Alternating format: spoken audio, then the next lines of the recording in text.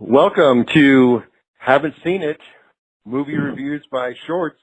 This is our third episode doing movie reviews with Shorts, and I wanted to let everybody know that we now have a Patreon, and you can visit that at patreon.com/V2V podcast and give us $1 a month.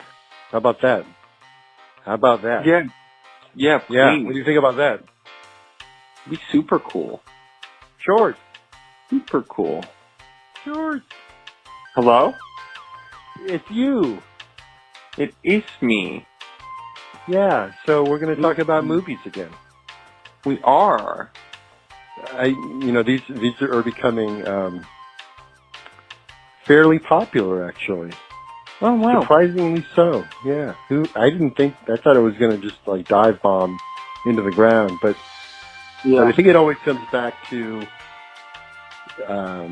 it's a different kind of movie review, not your typical thing that you can hear anywhere, and certainly not something that is going to give you any spoilers, because I know that's a big concern with a lot of movie reviews.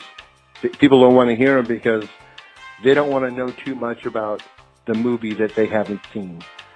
Yeah, let's talk about... Yeah, go ahead. It's an absolutely no spoiler alert reviews of these movies, so you don't have to worry. Right, and the reason that is of course because you haven't seen them. I haven't seen it. Yeah. No. So what's the first movie? So the first film is Raging Bull, and this is a tragic film about a bull separated from his cows and how his balls swell. I feel like it was a bit too long and it dragged in places. Is that a joke? Yeah. Well, come on. I mean, really, get serious. Obviously, or does that really happen? I mean, I know you're kind of being funny, but is it that extreme? Do the balls literally drag on the ground?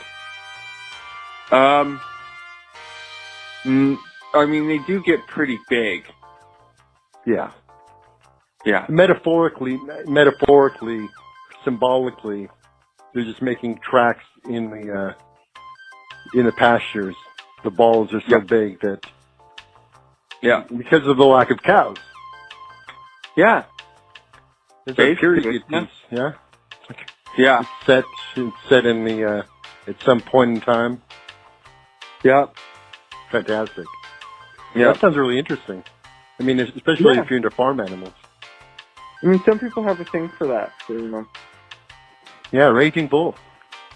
Yeah. Upset, apparently, too. I mean, who wouldn't be? Yep. Wow, fantastic. But I haven't seen it. But, Well, yeah, that's clear. Why else would we be talking about it? Yeah. What's the other one? All right, so the next review is it's a self-admission and backtrack because I kind of lied. I've never seen Caddy Shack. Oh, that's a crime in some communities. Yeah, I've heard that, but I feel like it's just not for me. But, I haven't seen it, so I don't know. But So what's it about? It's about a man who drives a Chevy and then hires Bill Murray to go find a gopher. Yeah. Oh, wow. Yeah. That sounds like a long movie. I don't know, it wasn't that long, but then, the parts where Bill Murray was finding the gopher, I think dragged on a bit, Like a wild gopher chase. Yeah, lots of those, yeah. Yeah, just in and out of those holes, just on and on and on. That reminds me of the sequel. I to put my own 2 cents in here. The sequel to that movie, I believe, was Groundhog Day, where Bill Murray chases a groundhog all over the place, and to no avail, really. It just like goes on and on and on, over and over and over again. Yeah. And I think it did really poorly at the box office because people just thought it was like a reboot of Caddyshack. Yeah. And they said, people thought, oh, well, I've already seen it. Like, I'm not going to waste my money watching Groundhog Day when I just saw Caddyshack. Sure. Because I think they came out like the following year, in fact, too. We're just like one, and then the other one, like, okay. We get it, Bill Murray. Yeah. You're into rodents. That's cool, but, you know, one movie based on chasing a rodent is probably enough. So basically, what you're saying is that you would go see this one, but not the next one, which was Groundhog Day, but you'd go see this one. Well, to be honest, I've seen Caddyshack. I mean, I didn't want to give that away. It was actually mandatory in the area that I lived that I had to go see it. But then I heard about Groundhog Day and decided against seeing it because I knew, you know, what I was getting. I knew exactly what I was going to see. It was just going to be a groundhog instead of a gopher. Right, right. And I just wasn't into it, so I haven't seen it. Right. Okay, well, I haven't seen this. Yeah. I don't think I will. Well, yeah. Okay, so have you seen the next... Yeah, go, that glitch. Sorry. The next film on our list is Eternal Sunshine of the Spotless Mind. Oh, wow. And this is where Jim Carrey walks around a room on acid. Mm-hmm. And Kirsten Dunst is unfucking believably hot. Well, you know, I think that's like a day in the life, like kind of like a documentary, yeah? Well, it's 8 hours. Is Yeah. Is it an 8-hour documentary? 8 hours, yeah. Because my understanding is that... Go ahead. Well, he takes the acid and you go through the whole trip with him while she's unbelievably fucking hot. Yeah. Right. What I was saying is, my understanding is that that's a typical day for both of these actors. Jim Carrey wanders around on acid, and Kirsten Dunst is just unbelievably hot. Pretty much 24 hours a day. Yeah. Yeah. Wow. I'm a big fan. Me too. I'm a big fan of her hotness. Not so much the Jim Carrey on acid part. So if there was a movie that was about Jim Carrey walking around on acid and Kirsten Dunst being hot in it without Jim Carrey, I would go see that. I would see that. Yeah, probably. Yeah. That's the thing. I used to call her Durston Cunt, by the way. Durston Cunt? Yes. Yeah, this is kind of a pet name I gave to her for myself. Yeah.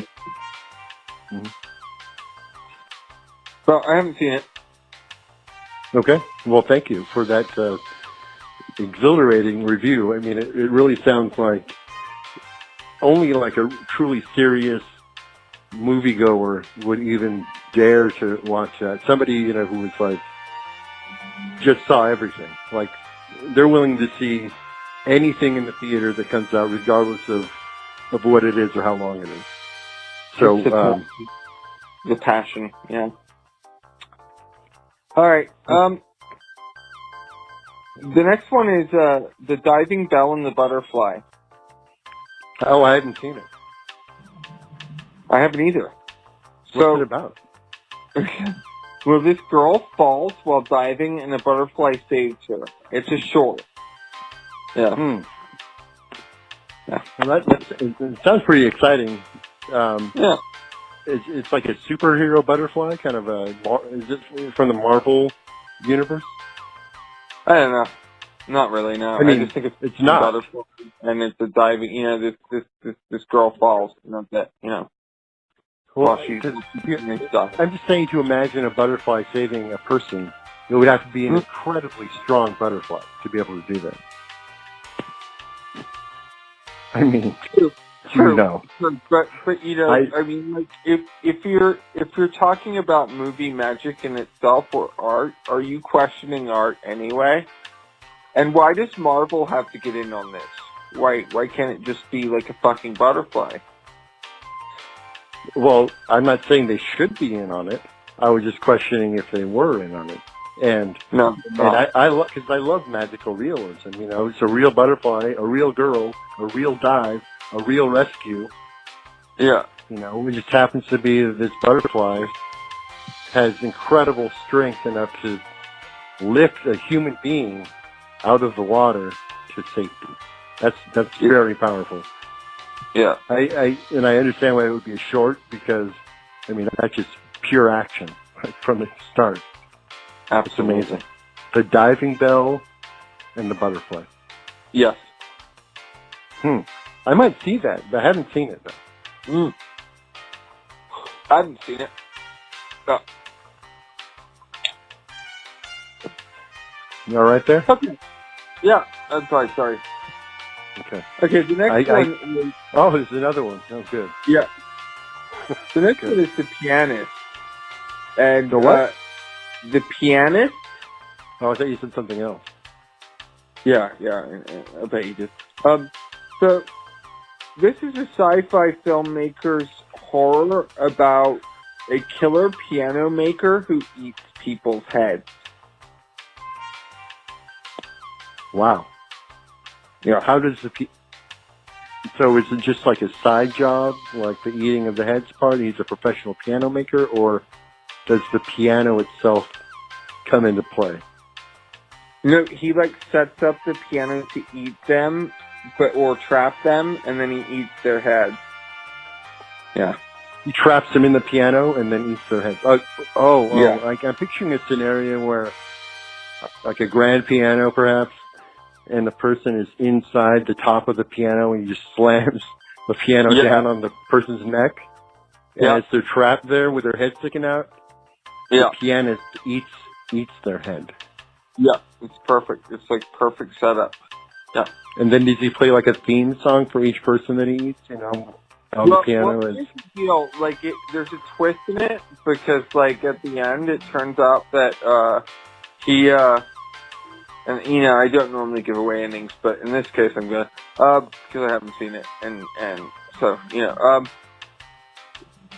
he basically is killing off all other piano players so that he's the only piano player left on Earth. And he eats all their heads. Yeah. And he does play... that's how he picks his victims. Gotcha. Yeah. It would seem weird to just randomly trap the everyday person in the piano and eat their head. But if it's other piano players or piano makers, that actually makes sense. Yeah. Yeah. Wow. That's horror, you know. Oh man, it's brutal. The horror. Yeah, that sounds very interesting. Yeah. I haven't seen it, by the way. Yeah. I haven't seen it either. No, I don't think I will. No, I'm not going. Would you recommend that other people see it? Would you recommend that other people should go see it so they can tell me what it's like. But I don't really like sci-fi horrors. Like, I prefer sci-fi, like, psychological thrillers. And, you know, I prefer mind fucks as to, like, watching people be hurt. Right. Like, their brains eaten, you know, or heads eaten. Yeah. I mean, and if you're going to do that, make it just a pure horror movie and leave the sci-fi out of it. Right. Yeah. Right. You mean, like, why twist it? Yeah, where Right. Stay in your lane, you know, like, do what you're good at. You don't need to add in all these other extra elements. Yeah, I agree. So you said you had one more? I do. The Hurt Locker. Ooh. Yeah. Is that a comedy? Yeah. It's a psychological thriller about a painful locker in high school that hurts because the door is open. The Hurt Locker. Oh, wow. So it's like the anthropomorphic locker. Is this an animated thing? No. It's an actual live-action psychological thriller about a painful locker in high school that hurts people because the door is open. I mean, basically what happens is a bunch of kids are, like, walking through the hall, and the bell rings, and so they start rushing to get their things. And when you're holding things, you kind of have your elbows out, and so you walk by this locker that's open, and you just continually hit it with your elbows, like 400 kids hitting it with their elbows and go, ow, ow, oh, ow, oh.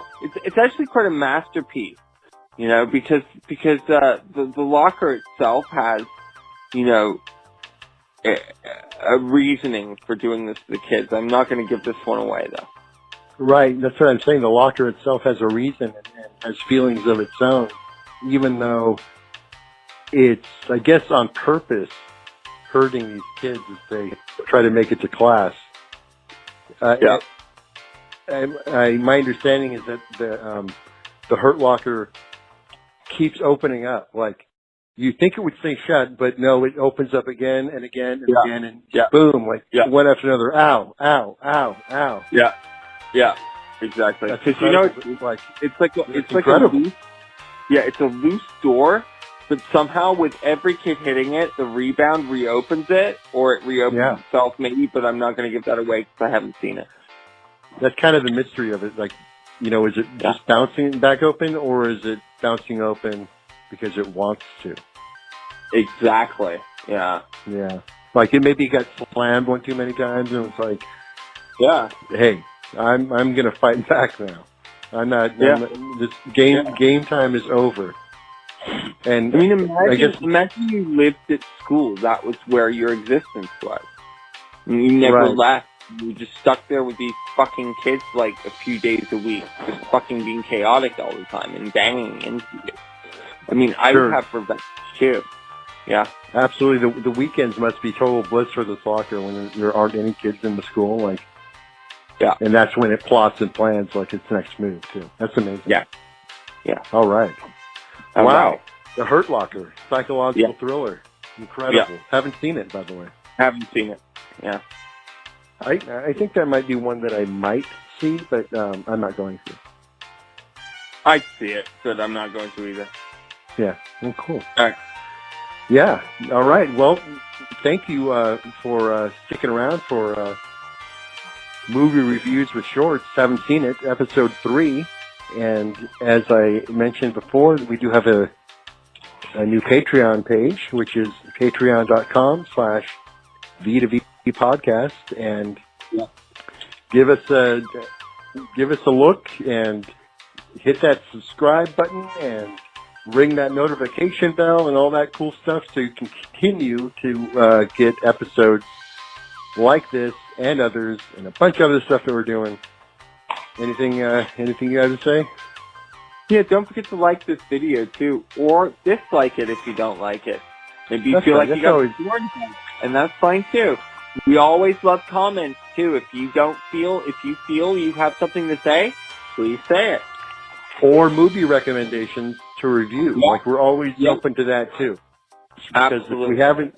if we haven't seen it, we're gonna give you our point of view about the movie for sure. Absolutely. Yeah. All right. Well, till next time. Bye.